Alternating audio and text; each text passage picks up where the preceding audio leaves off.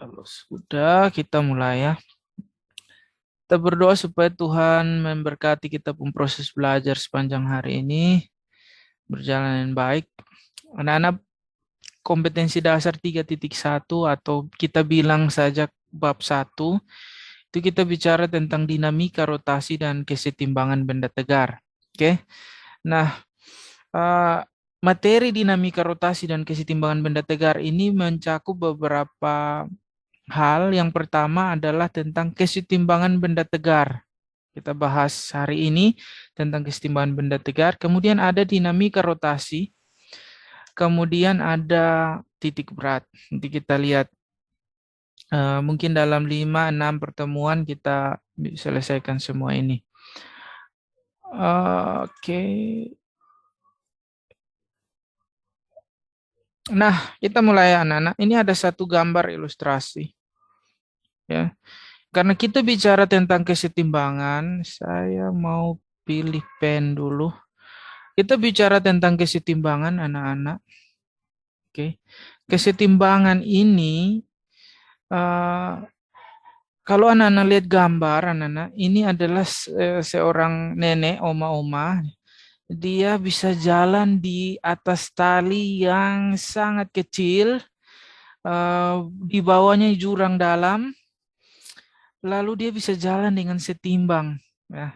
Kalau kita bicara kesetimbangan ya, setimbang di masyarakat itu salah satu contohnya ini. Nah, anak-anak, siapa yang pernah jalan di tali yang kecil ini? Adakah yang coba pernah?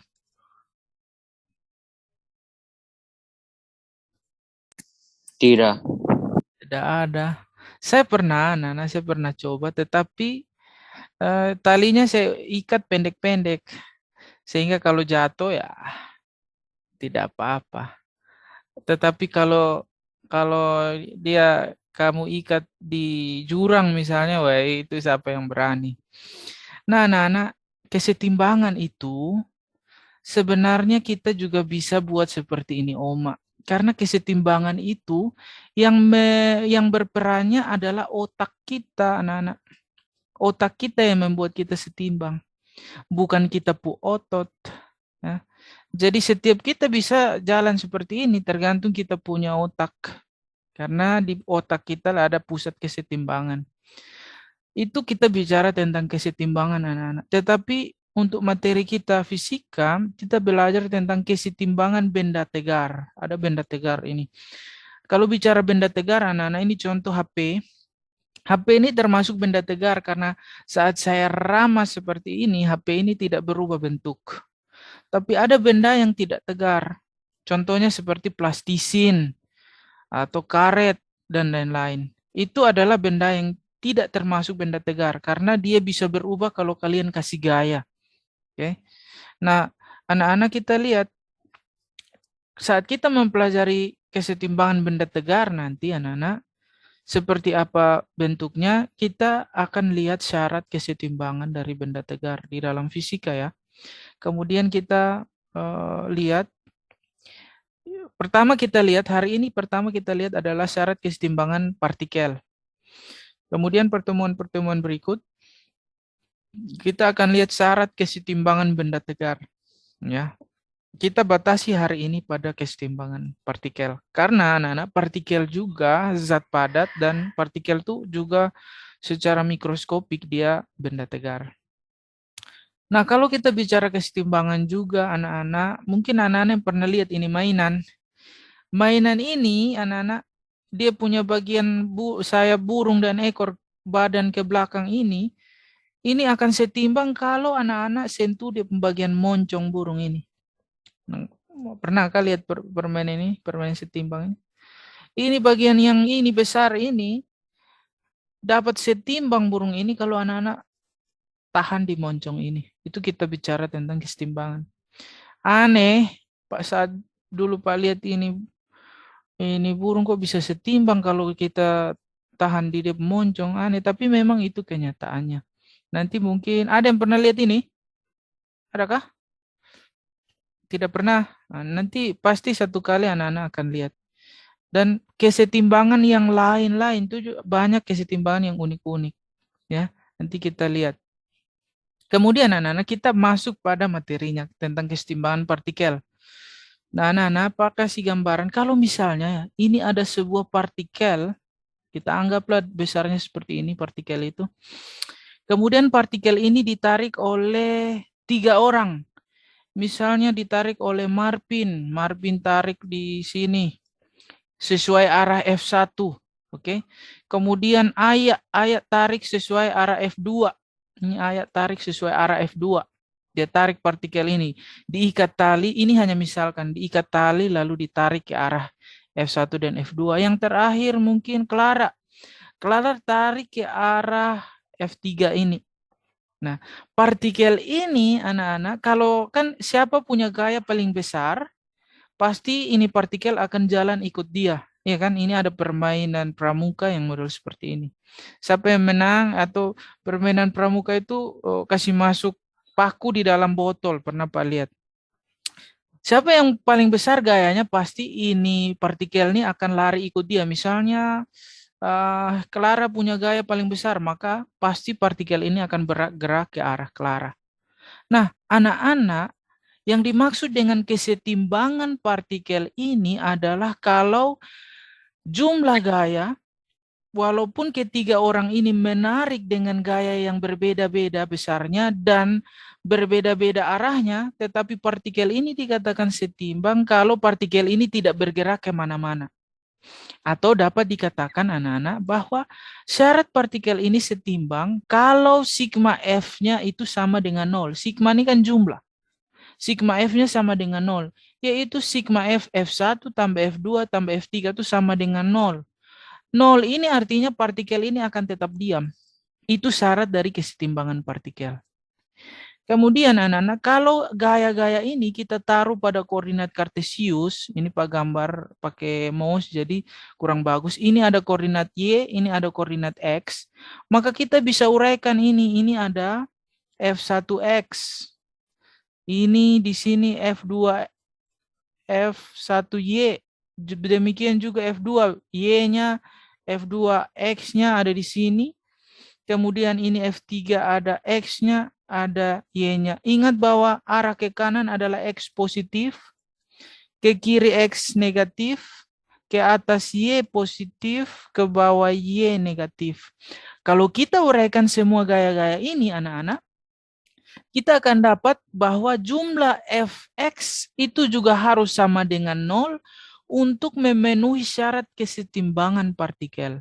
Jumlah Fy sama dengan 0 supaya memenuhi kesetimbangan partikel. Jadi kesetimbangan partikel itu ada syaratnya sigma F sama dengan 0, baik itu sigma Fx-nya maupun sigma Fy-nya. Seperti itu. Oke, sampai sini anak-anak bisa ikuti kok. Bisa. Oke, kalau bisa atau ada mau bertanya, nanti lebih jelasnya di contoh soal. Ada mau bertanya silakan. Kita lihat contoh soalnya anak-anak supaya lebih jelas. Minta maaf ya, ini Pak pakai mouse jadi tulisannya agak amburadul. Kalau anak-anak ikuti setiap step Pak jelaskan pasti bisa. Oke. Sekarang kita lihat contohnya. Kalau saya hapus ini dulu ya. Saya hapus ini dulu. Oke, saya hapus semua ini, kasih bersih. Nah, ini ketiga gayanya, gaya terhadap partikel. Kita lihat. Oke. Kita lihat. Perhatikan ini arah partikel. F1 arahnya ke sini, F2 arahnya ke atas, F3 arahnya ke sini. Kalau ketiga arah partikel ini, kakak kita uraikan dalam satu koordinat kartesius, yaitu ini X positif, ini Y positif, ini Y negatif, ini X negatif. Maka gaya F1 ini anak-anak bisa kita uraikan menjadi F1X. Ya, ini anak-anak sudah belajar di vektor ya. Ini F1X. Panjangnya dari sini sampai sini. Proyeksi dari F1. Kemudian proyeksi dari F1 kepada sumbu Y adalah F1Y yang ini. Kemudian F2 juga begitu. Proyeksi terhadap sumbu Y-nya ada di sini F2Y. Proyeksi terhadap sumbu X-nya adalah F2X. Panjangnya dari sini sampai sini. Kemudian untuk F3, proyeksi terhadap X-nya ada di sini. Dari sini sampai sini panjangnya. Oke, itu F3X. Dan untuk Y-nya adalah panjang dari sini sampai sini proyeksinya. Maka anak-anak lihat bahwa F3Y itu nilainya negatif karena arahnya ke bawah. F2X itu nilainya negatif karena arahnya ke kiri. Jadi seperti itu, karena ada koordinat kartesian. Nah, sekarang kita lihat. Karena syarat kesetimbangan tadi adalah sigma F sama dengan 0, sigma Fx sama dengan 0, maka kita bisa tulis bahwa sigma Fx itu adalah terdiri dari semua komponen X, komponen gaya yang diproyeksikan ke sumbu X. Ada F1X yang ini, ditambah F2X yang ini, kemudian ditambah F3X. Itu harus sama dengan 0 supaya ini partikel ini dikatakan setimbang. Syarat yang kedua, sigma Fy juga harus sama dengan 0. Maka kita lihat proyeksinya ke sumbu-sumbu Y. Ada F1Y, F2Y, F3Y. Dengan, dengan anak-anak mengingat bahwa untuk X yang arahnya ke kanan itu nilainya positif, X arahnya ke kiri nilainya negatif, Y arahnya ke atas nilainya positif, arah ke bawah Y-nya nilainya negatif. Seperti itu. Oke? Bisa diikuti anak-anak? Bisa, Pak. Oke, bagus. Kalau bisa, bagus. Sekarang kita lihat langsung contoh soal anak-anak supaya bisa anak-anak pahami. Bisa kita tarik badan sedikit dulu. Masuk contoh soal. Kita baru berapa menit, masih ada waktu. Nanti kalau Pak rasa video ini bagus, Pak edit lalu masukkan di YouTube, nanti Pak paste di Google Classroom ya. Atau ada video di Google Classroom, nanti Pak share ke Google, video di YouTube nanti Pak share ke Google Classroom. Oke, anak-anak kita lanjut contoh soalnya. Contoh soalnya begini anak-anak. Ada seorang anak memanjat tali dan berhenti pada posisi di sini. Oke. Gambarnya ini. Nah, tentukan besar tegangan-tegangan tali yang menahan anak tersebut jika massa anak adalah 50 kg. Jadi syarat kesetimbangan tadi kita anggap ini ada titik di sini. Syarat kesetimbangan tadi anak-anak bisa kita gunakan untuk menghitung besarnya tegangan tali di sini dan besar tegangan tali di sini. T1 dan T2. Lihat anak-anak, dia setimbang karena ini anak tidak bergerak lagi. Yang bagian sini juga tidak bergerak. Yang bagian sini tidak bergerak. Dengan diketahui bahwa sudut di sini adalah 53, sudut di sini ada 37. Dan diketahui juga anak-anak bahwa massa dari ini anak yang tergantung ini adalah 50 kg. Oke, jadi beberapa hal diketahui anak-anak. Biasa dalam penyelesaian fisika itu harus diketahui dulu. Massanya adalah 50 kg. Kemudian sudut pertama pada T1 ini, T1 di tegangan tali 1 yang kita mau cari ini, berapa newton tegangan tali 1 ini, di sudutnya adalah 37 derajat. Kemudian nih sudut kedua adalah 53 derajat. Nah, ditanya adalah T1 berapa newton, tegangan tali kedua berapa newton. Nah, itu dia. Anak-anak harus mampu membuat diketahui seperti itu supaya bisa dikerjakan dengan runut. Nah, oke, perhatikan anak-anak. Kalau keadaan tadi, ya lihat ya di arah ini. Arah ini ke atas, arah gaya ini ke atas, kemudian arah gaya yang ini ke bawah. Kalau kita taruh arah gaya-gaya itu ke dalam suatu koordinat kartesius, anak-anak, ada sumbu X dan sumbu Y-nya, maka ini adalah tegangan tali yang kedua, ya kan? Tegangan tali 1 ini. Oke, ini tegangan tali 2. Kemudian ini adalah tali di mana anak itu bergantung. Oke, nah sekarang kita lihat awalnya sudut 1 itu ada di sini anak-anak. Ini sudut 1, θ1. Tetapi karena kita sudah pelajari di SD bahwa sudut-sudut yang saling berseberangan itu nilainya sama besar, anak-anak, maka karena ini 37 derajat, berseberangan dengan ini, maka kita bisa katakan bahwa sudut ini 37 derajat juga. Sama juga dengan ini, awalnya diketahui sudut ini yang sudut kedua, theta 2 adalah 53 derajat. Karena sudutnya berseberangan, maka kita tahu bahwa theta yang di bagian sini, sudut yang ini juga sama, yaitu 53 derajat. Oke, kalau seperti itu, maka anak-anak kita yang langkah berikut, kalau kita sudah buat dia punya sudut terhadap sumbu X dan Y-nya, maka kita langkah berikut adalah kita uraikan gaya-gayanya ke sumbu X dan Y. Pertama kita lihat T1. T1 kalau kita proyeksikan ke sumbu X, maka dia namanya T1X. Panjangnya dari sini sampai sini. T1 kalau kita proyeksikan ke sumbu Y, maka panjangnya dari sini sampai sini namanya adalah T1Y. Oke. Kemudian T2 juga begitu. T2 kita proyeksikan ke sumbu X, berarti panjangnya dari sini sampai sini itu T2X. Dan ada T2Y. Terus W-nya ini berat ya. Beratnya bagaimana? Beratnya searah dengan sumbu Y negatif, maka dia tidak bisa diproyeksikan ke X atau Y, karena dia searah dengan Y. Otomatis dia sudah jadi Y. Kemudian perhatikan, kita hitung dia punya berat. Tadi diketahui bahwa masanya 50 kg. Kalau kita mau hitung beratnya adalah massa kali percepatan gravitasi. Di soal tadi tidak diketahui percepatan gravitasi. Kita pakai saja 10 meter per sekon kuadrat. Sehingga kita dapatkan 500. 50 kali 10, 500 Newton. Maka W arahnya ke bawah itu adalah 500 Newton. Oke, sampai sini anak-anak bisa pahami kok yang Pak jelaskan? Bisa, Pak. Oke, bisa. Kalau bisa baik. Ya, ada yang mau tanya? Silakan. Kalau bisa, kalau nanti bingung, Pak nanti upload penjelasan ini ulang di Google Classroom, nanti anak-anak bisa cek kembali.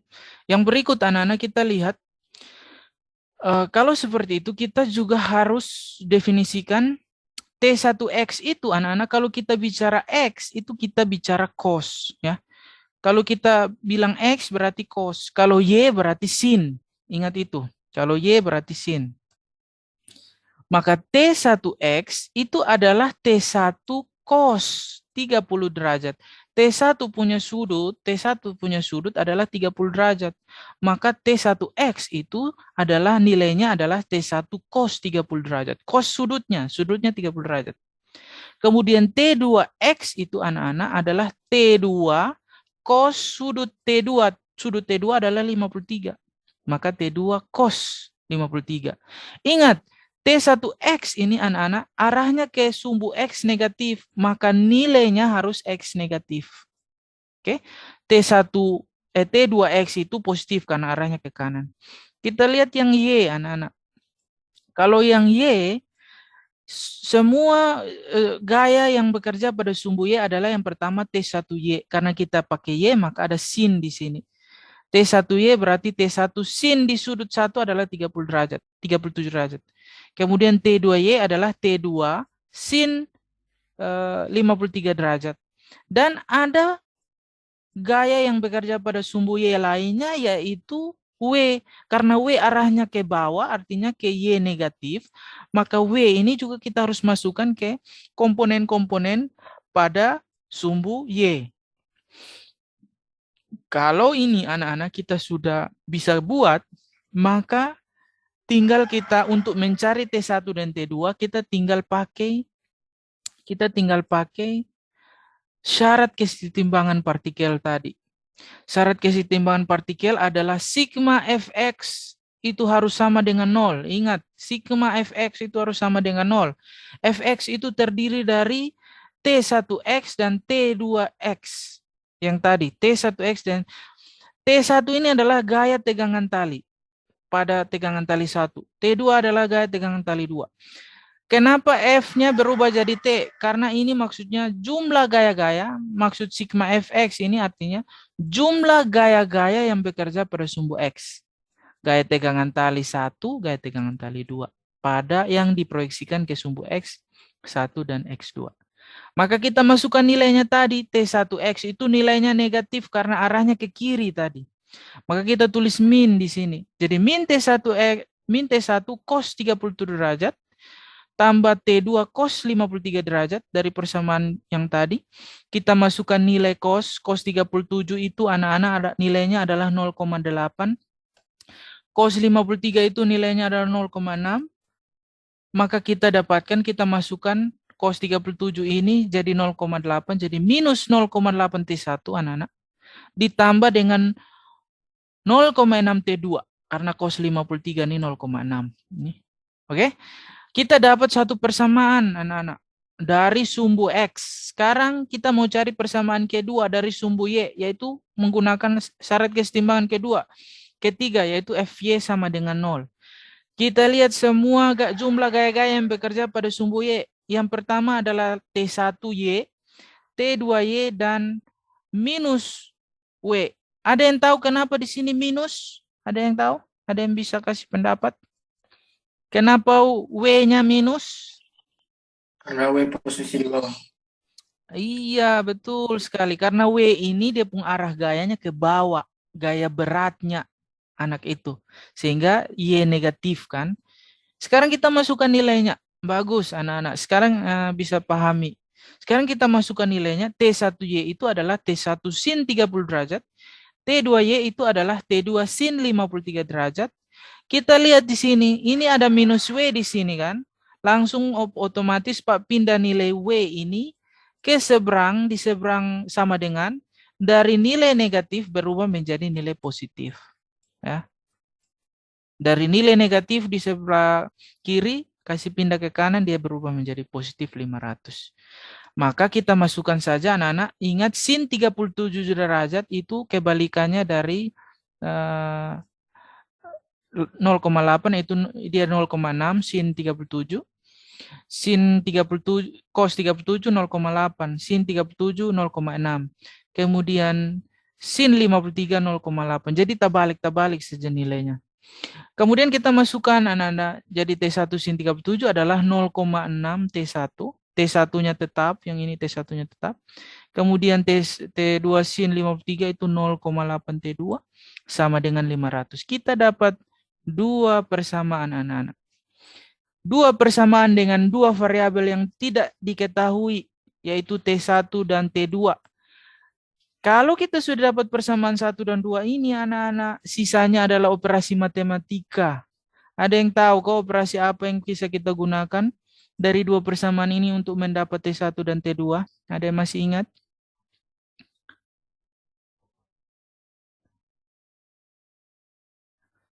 Ada yang masih ingat kok? Terjedas.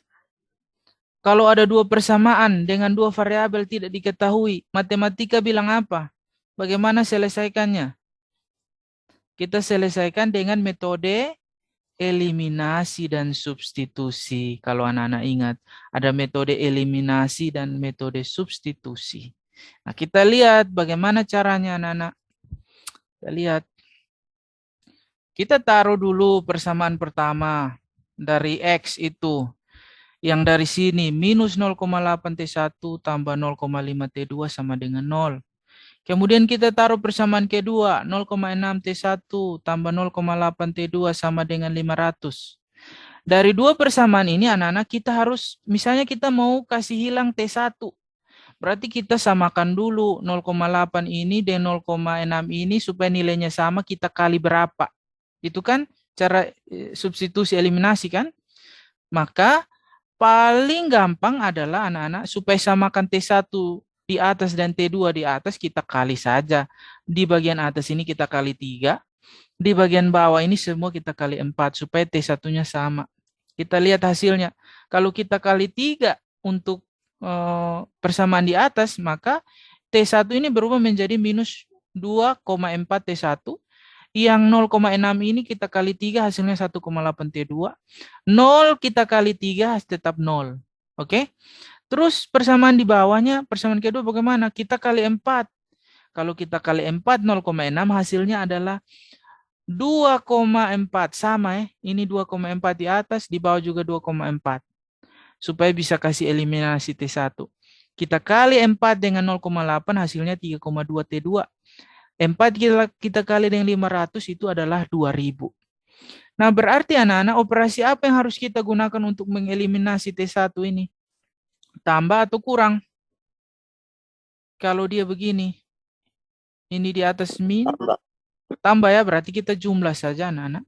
Kita jumlah, maka dia hasilnya adalah ini semua habis karena minus 2,4 T1 tambah 2,4 T1 0. Jadi sisanya adalah tambah ini dan ini, hasilnya adalah 5 T2. 0 tambah 2000 hasilnya 2000, jadi kita dapat T2 adalah 2000 bagi 5. Hasilnya adalah 400 Newton. Berarti tegangan tali kedua kita sudah dapat anak-anak.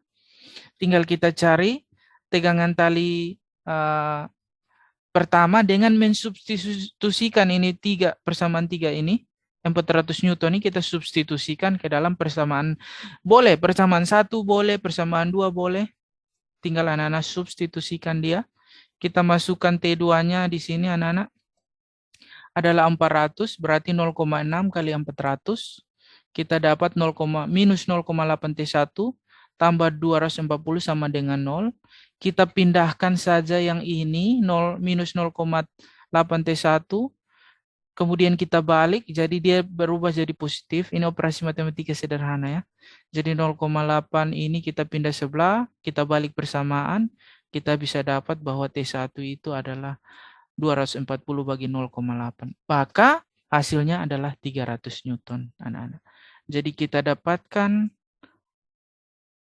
dapatkan bahwa tegangan tali 1 menggunakan prinsip syarat-syarat kesetimbangan tadi, kita dapatkan bahwa T1 itu sama dengan 300 dan T2 adalah 400 Newton. Oke, demikian anak-anak. Kita waktunya sudah habis. Dari penjelasan Pak tadi, bagaimana bisa diikuti kok? Bisa, Pak. Oke, kalau bisa bagus. Nanti Pak akan upload video yang sama penjelasan ulang ini. Apa video yang lama atau video yang baru Pak akan upload. Supaya nanti anak-anak bisa lihat. Kalau lihat 2-3 kali penjelasan di Google Classroom nanti Pak upload, pasti anak-anak bisa ikuti. Nah, itu saja anak-anak, saya mau absen anak-anak. Absen kita adalah caranya dengan menulis nama di kolom komentar. Contohnya saya tulis nama ya, harus nama lengkap. Ya, anak-anak lihat di kolom chat ada saya pun nama masuk. Begitu juga dengan anak-anak, silakan tulis nama lengkap sesuai absen di kolom komentar.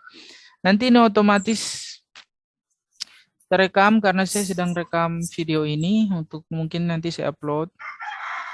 Nanti lihat saja di Google Classroom ya. Itu absen kita anak-anak. Silakan anak-anak tulis.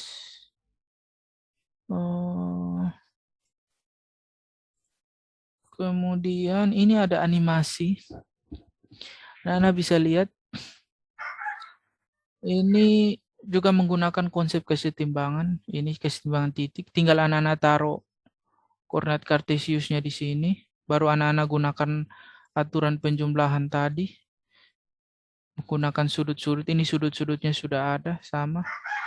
Lalu anak-anak bisa hitung. Tegangan tali 1, tegangan tali 2-nya berapa. Anak-anak bisa hitung. Nah, sabar ya.